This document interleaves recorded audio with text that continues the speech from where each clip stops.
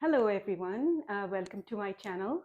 And today, as you can see on the board, we are going to discuss the external features of the spinal cord. And we'll also have a look at one of the cross sections through the spinal cord in order to examine the arrangement of the gray matter and the white matter within the spinal cord. So as we know that the spinal cord is the terminal part of the central nervous system, and it starts at the level of the foramen magnum. Here you can see, so this is supposed to be the posterior cranial fossa, and this opening is representing the foramen magnum, and all like this entire column is representing the vertebral canal.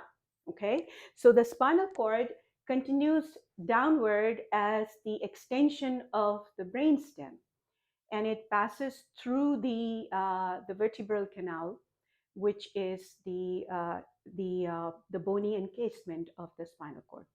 In the human adults, the spinal cord, the true spinal cord tissue, terminates at the level of the disc between L1 and L2 vertebra, while in the children it terminates a little bit low at a lower level, that is it terminates at the disc between L3 and L4. And why does it happen? Because as we grow, and our the linear growth of a human being is actually dependent upon the growth of the vertebral column, the bony vertebral column, which is the encasement of the vertebral of the spinal cord. So the spinal cord, relevantly, it grows like at a very slow rate as compared to the vertebral column. So that's what we see as the person is like has reached his or her full height. The spinal cord tissue, it just stops growing any further at a certain stage of the development, while the vertebral column keeps on growing because the height of the person is increasing. Okay, so that explains why do we have this kind of disparity in the length of the spinal cord and the vertebral canal. We can see that once the spinal cord is descending through the foramen magnum, it is the nerve tissue is pulling the sleeve of meninges along with it. Okay, so here you can see that these I don't know whether you are able to differentiate between the colors, but this green outermost sleeve is the dura matter. So just like the way we have the arrangement of meninges within the cranial cavity, the outermost meninx, or the toughest layer, which is lying against the bone, is the dura matter. Then the intermediate one is the arachnoid matter, which is like a mesh, like a spider's web. And then we have the pia matter, which is directly applied upon the nerve tissue. So exactly in the same manner, we have the coverings of the spinal cord. The only difference is the spinal dura matter is it's a separate entity. I want you to keep in mind that the cranial dura, it terminates at the lips of the foramen magnum. The dura matter, which is covering the spinal cord tissue within the vertebral canal, is the true spinal dura. Okay, so there is a discontinuity. But as far as the leptomeninges, which are the arachnoid matter and the pia matter, they are concerned, they are extending down uh, uh, uh, from the brainstem. So they are the continuation of the brainstem leptomeninges. Okay. Now, so the thing is, like, as we know that within the cranial cavity, there is a space. There is the dura mater, the outermost meninx, and then there is a periosteum of the cranial bones.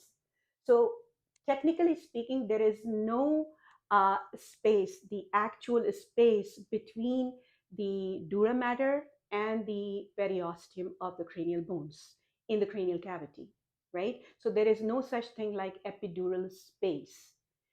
It's just a potential space, just like the pleural space. okay? But in the vertebral canal, there is an actual structural space that is lying between the periosteum of the vertebral bones and the outer surface of the dura mater.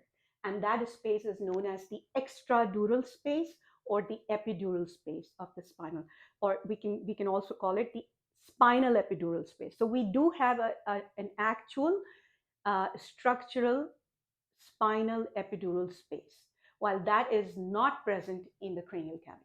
Okay, so keep in mind. And the other thing is, like, just underneath the dura mater, there is the arachnoid matter, and the arachnoid, just like in the cranial cavity,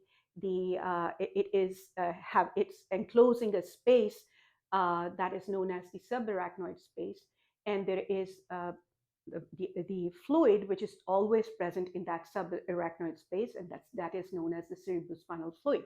Okay, just like it is, you know, spreading over the surfaces of brain tissue, it is also bathing the external surface of the spinal cord tissue. Okay, so beyond the subarachnoid space is this red colored meninx, which has been represented in red color. And why I've used red color, because we know that the pia mater is basically, it's a very fine network of reticular connective tissue, and embedded within that connective tissue are the extensive networks of the blood vessels.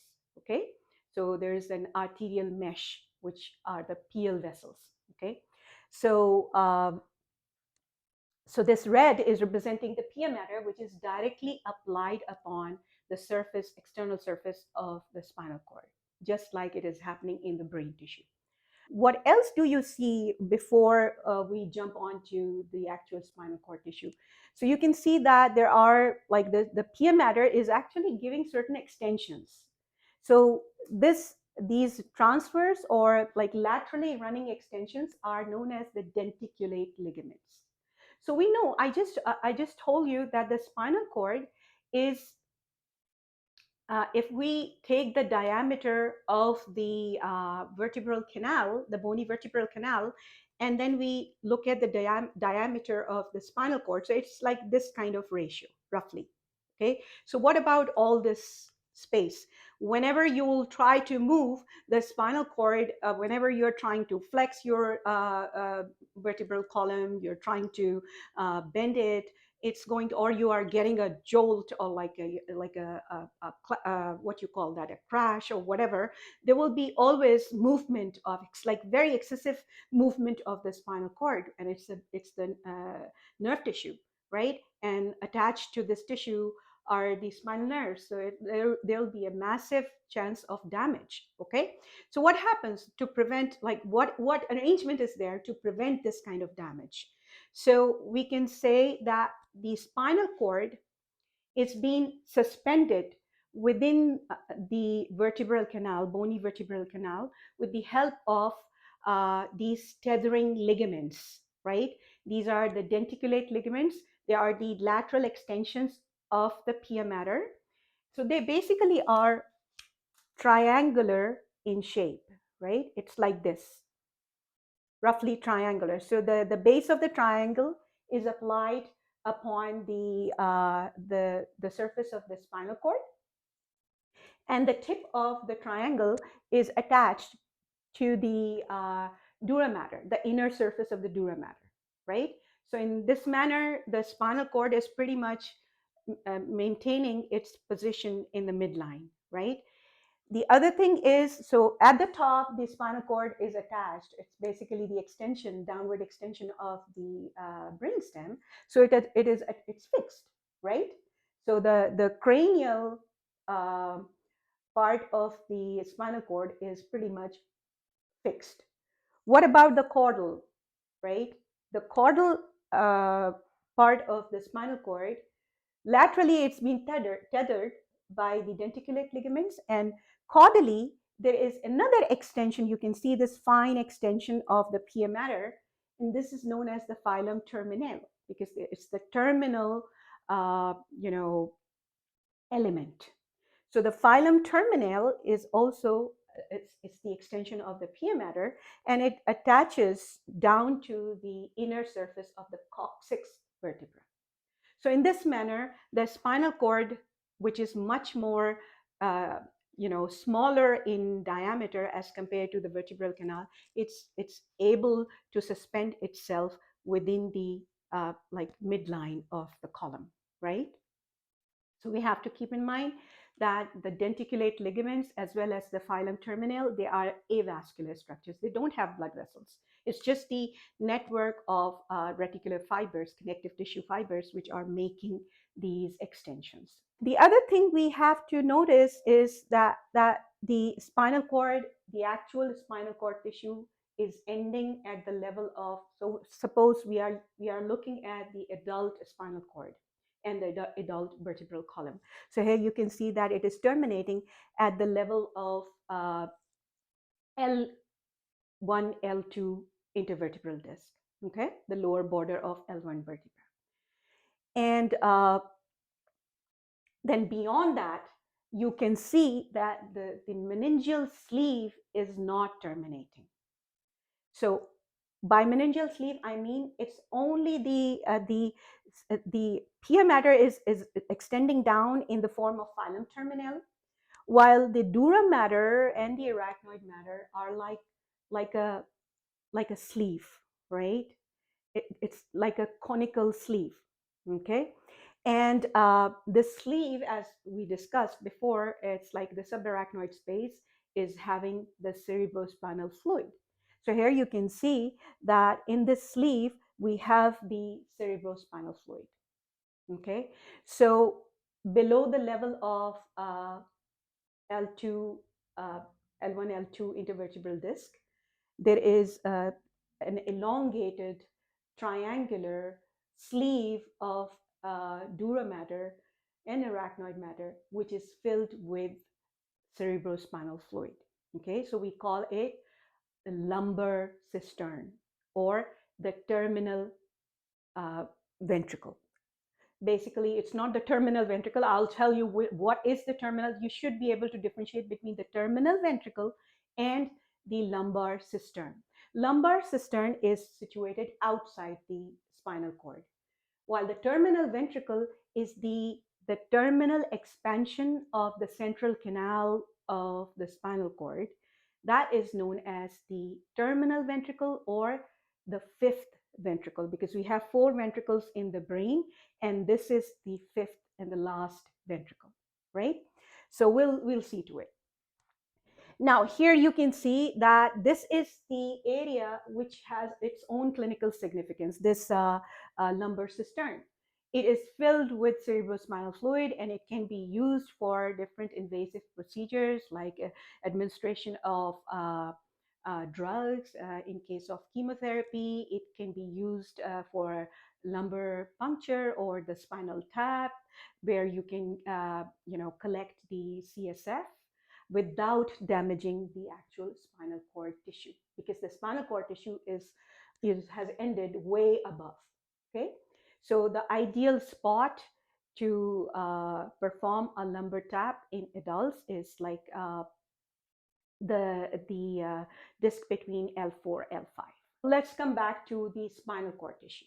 So we can see that this blue is representing the spinal cord tissue, and here you can see that the spinal cord is terminating in the form of like a cone, and that's why we call it the conus medullaris.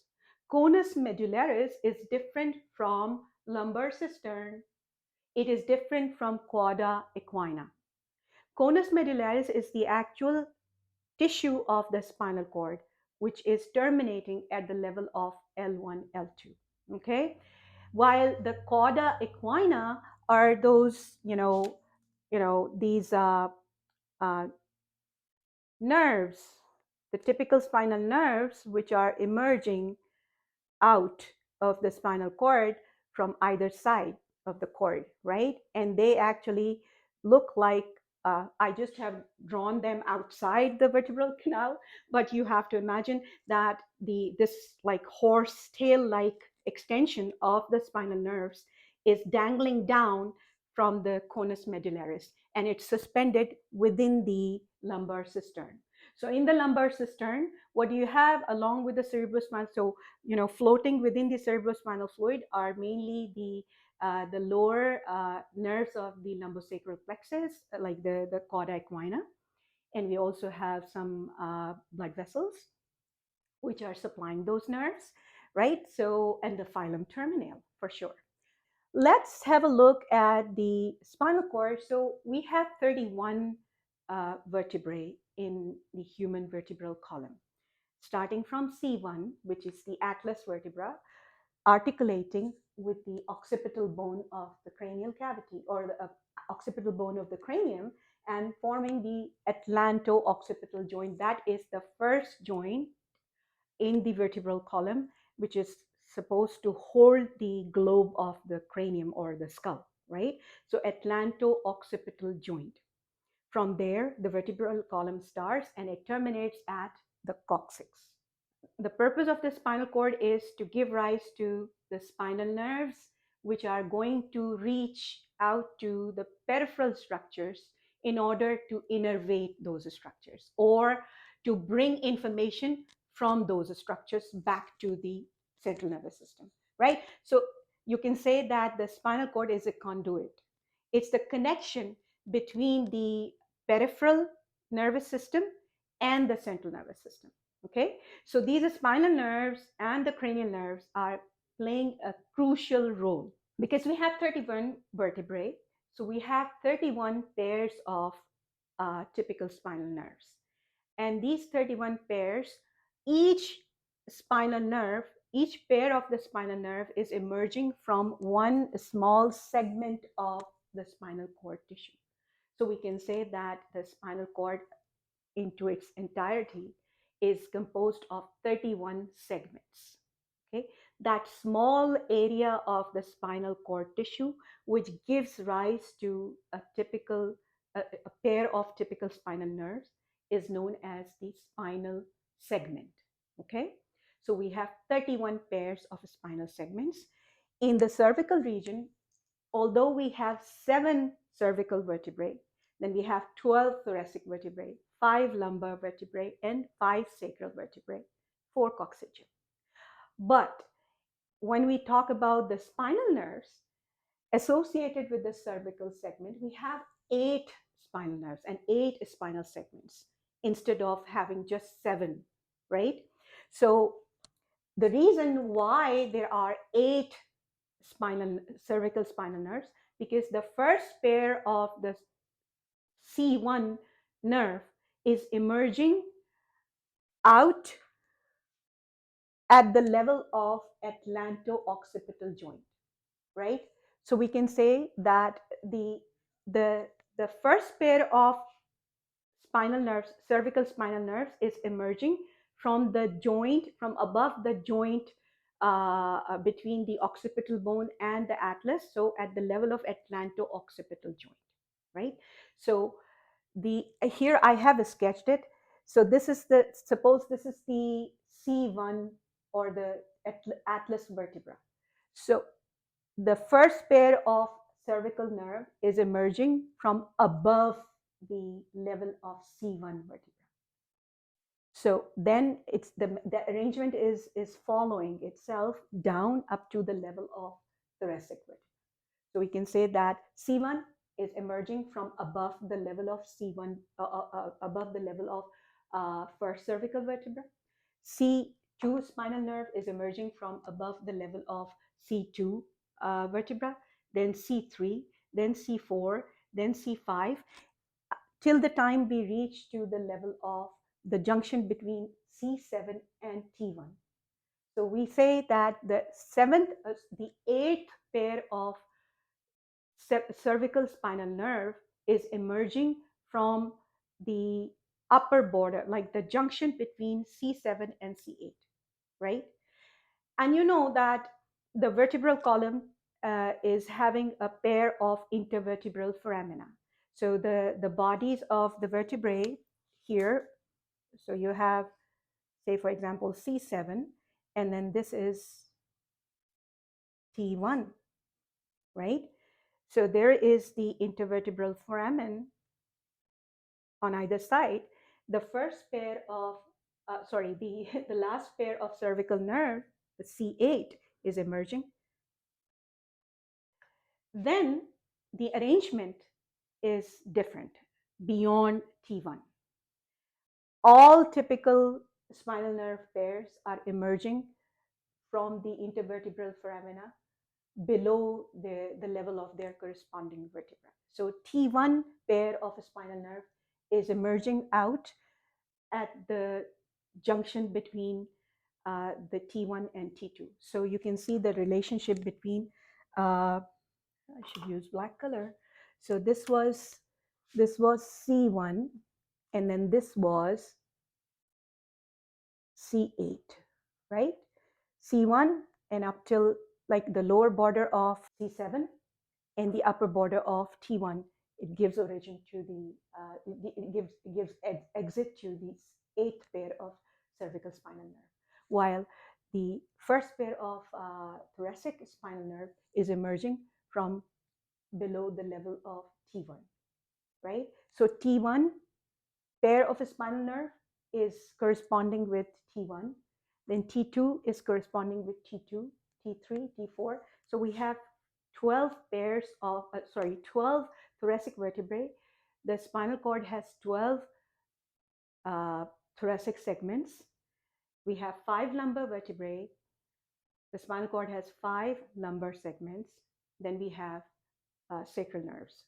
Spinal segment is the spot, or it's the area, the small area of the spinal cord, which is giving rise to the typical spinal nerve or the mixed nerve, right? That has motor as well as sensory components. Now, if we take out the spinal cord as a tissue and examine it outside the vertebral canal, what we will see is that the spinal cord is the longitudinal nerve tissue, and it shows two obvious fusiform, like spindle shaped enlargements, one at the top and the other one at the lower level, right, before its termination. So here you can see that the cervical plexus, which is supposed to innervate the neck area and the top of the shoulder, it's composed of C1, C2, C3, and C4 spinal nerves. Okay, they form the ventral rami of these typical spinal cervical nerves are going to form plexus, like a loop-like extensions, and through those plexes, they are going to supply the skin and the muscles of the neck and the top part of the shoulder, right? Beyond C4, like from the level of C4 till the level of T1, and sometimes T2 segment is also involved in the formation of a very, very extensive and complex plexus of nerves that is known as the brachial plexus, and it is supposed to innervate. It is supposed to provide motor, sensory, and sympathetic innervation to the upper limb, right? Upper limb as well as the pectoral girdle. Okay, so the brachial plexus is being formed by the ventral rami. We are going to discuss, like, don't worry, we are going to talk one day, we are going to talk about the mystery of typical spinal nerves, how they emerge, how they are formed, how they are emerging out of the intervertebral foramina, what do they do, the formation of these plexes. We'll talk about that. But at the moment, you need to understand that the ventral rami, which are coming forward, they are going to form a mesh, and that mesh is the brachial plexus. It's going to innervate the upper limb as well as the pectoral girdle. So the point where the brachial plexus is emerging out of the spinal cord is known as the cervical enlargement, right? And that cervical enlargement, fusiform enlargement, is usually present at the levels between the levels of C4 and T1 segments, right? Then there is another enlargement before the termination of the spinal cord, and that is known as the lumbosacral enlargement, which is going to give rise to the lumbosacral plexus. And that plexus is responsible for the innervation of the pelvic girdle as well as the lower limbs. Just like the brachial plexus took care of the upper limb, the lumbosacral plexus is going to take care of the lower limbs along with the pelvic girdle. Okay, so that lumbosacral plexus is usually present. The enlargement which is giving rise to the lumbosacral plexus is being present between the L2 and S3 segments of the spinal cord. Okay, that's the rough assessment. Beyond S3, there are a few nerves like S4 and S5, which are going to, and coccygeal, which are going to like emerge as like individual nerves. Okay, here you can see that the entire sacral segment of the spinal cord is literally crammed up together: S1, S2, S3, S4, S5, right? And the tip of conus medullaris is coccygeal segment, which is going to give rise to one pair of coccygeal nerves. Okay, so the conus medullaris, the tip of the conus medullaris is very condensed, and that's like very, very large amount of gray matter is present in the at the termination of the conus medullaris in the form of S1, S2, S3, S4, S5, and coccygeal segments. Okay. All right. So that's all about the external appearance. When you are looking at the spinal cord through your naked eye, you also notice one more thing. There is anteriorly or ventrally, there is a deep midline depression, like a linear depression starting from the level of cervical segment and terminates at the level of conus medullaris.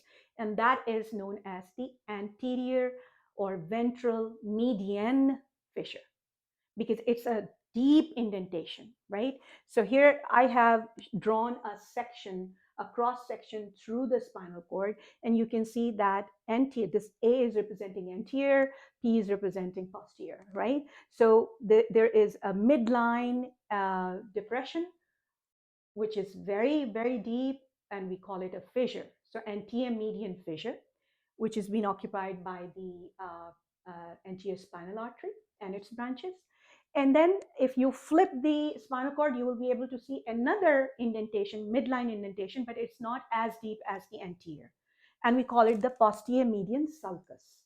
Okay, the posterior median sulcus and the anterior median fissure. On either side of the posterior median sulcus, you have slight indentations, and they are known as the posterolateral sulci, right? In each posterolateral sulcus, you can see a posterior spinal artery is present, right? The posterolateral sulci are occupied by the posterior spinal arteries. And we'll talk about the blood supply of the spinal cord in detail. So don't worry about that. You just have to understand, you just have to remember these features so that when we talk about the details, the internal anatomy, as well as the functional aspect of the spinal cord, you should have this picture in your mind. All right. So if you look at the cross section, the spinal cord, so say for example, this cross section has been taken up at a higher level, like C3, C4 level, where the spinal cord tissue is really thick, right? And you can see that the gray matter in the spinal cord, starting from the top till the end, the spinal cord has a very, very peculiar arrangement of the gray and white matters. The gray matter is always present inside. It makes the core of the spinal cord, while the white matter is surrounding. And the reason why this arrangement is like this, because the gray matter, as you know, is composed of the cell bodies or the somas of the neurons.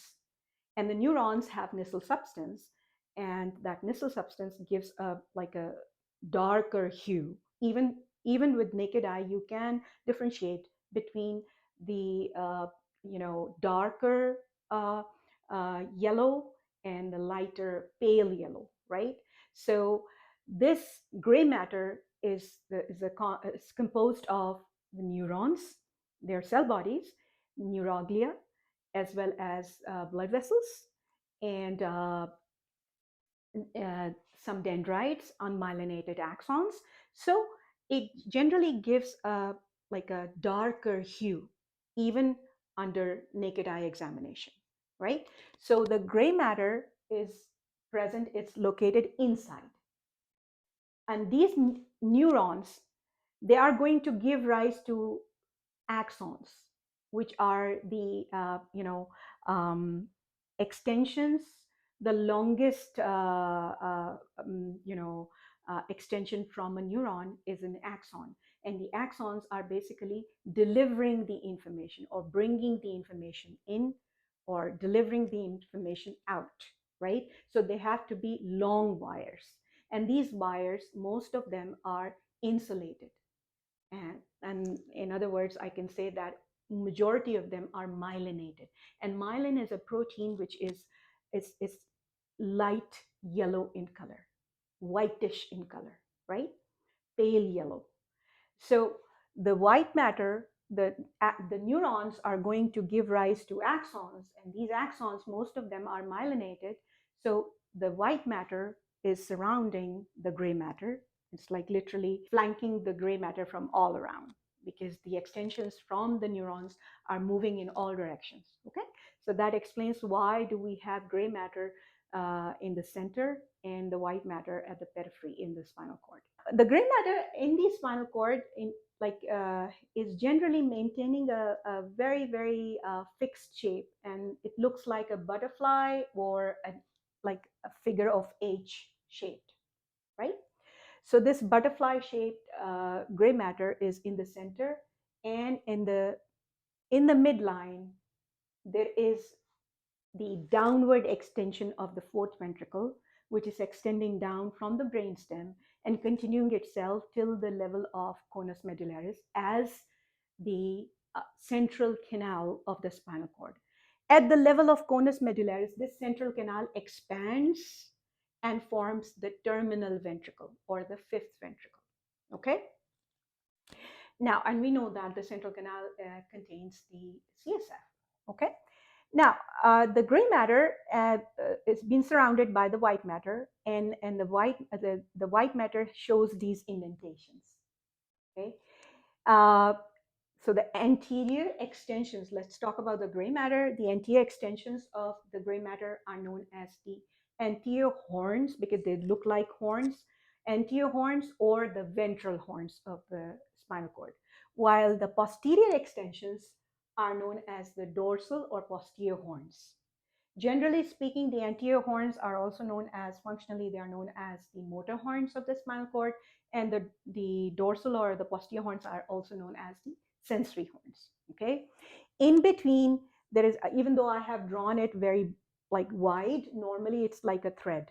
So in the two sides of the horns of the gray matter are communicating with each other. So the right and left posterior horns and right and left anterior horns are communicating with each other through this gray commissure, right? Commissure is always that bridge. Okay, so we have the central gray commissure and the ventral horns and the dorsal horns of the gray matter.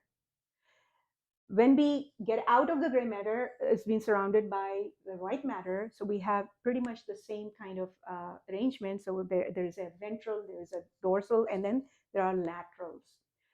These areas of white matter are known as funiculi.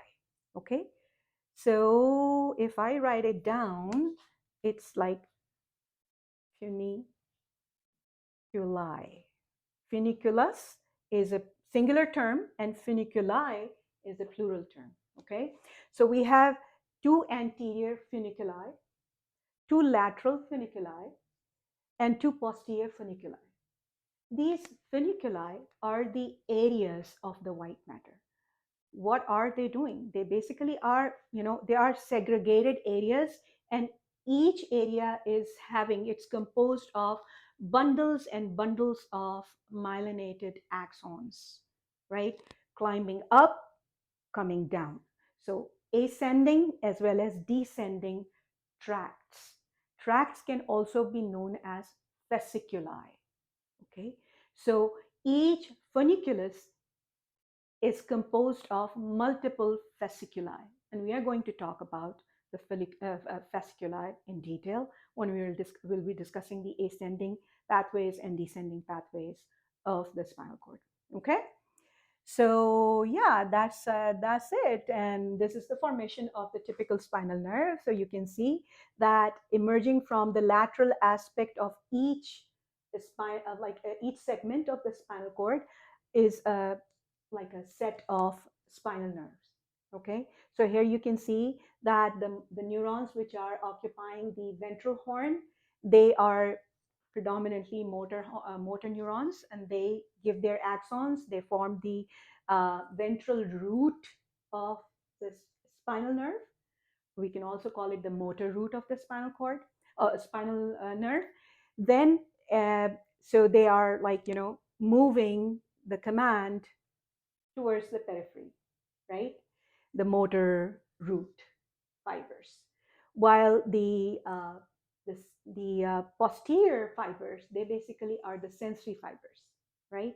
So the axons which are bringing sensory information to relay the information in the spinal cord and through spinal cord to the higher center, they are the sensory they are the axons of the sensory neurons, which are basically located in this like button-shaped structure, which is a swelling with, like, through naked eye you will be able to see when you'll be examining the emergence of the roots of the spinal nerve. You will be able to see that the posterior root is showing a swelling. Like, this is a very small button-shaped swelling that is known as the posterior root ganglion, or the dorsal root ganglion, DRG, dorsal root ganglion. The sensory neurons, which are conveying the information from the peripheral tissues to the center, are unique type of neurons. We'll talk about them. They are the pseudo-unipolar neurons, and their cell bodies are located within this dorsal root ganglion. And each typical spinal nerve has a dorsal root ganglion attached to its posterior root or sensory root. Okay, so they are bringing information, and then their central processes of these neurons are conveying that information to the gray or the posterior horn of the spinal cord. Okay, all right, we'll talk about all these things in much more detail in my next session. In my next session, I'm going to uh, cover the functional internal anatomy of the spinal cord. We'll also discuss the blood supply of the spinal cord, and uh, and then later on we'll talk about the ascending and descending tracts of the spinal cord, and we'll also discuss the configuration of the spinal cord gray matter, like how the neurons which are forming the gray matter have been categorized into multiple groups, and they are known as the spinal laminae. So we'll talk about the spinal laminae or rex laminae. We'll also talk about the specific nuclei which are present in the gray matter of the spinal cord. Okay? All right. Thank you very much. If you have liked this lecture, press the like button, press the subscribe button, and hit the bell so that next time, whenever I'm uploading a lecture, you will be getting the notification. Thank you very much for your support and patience.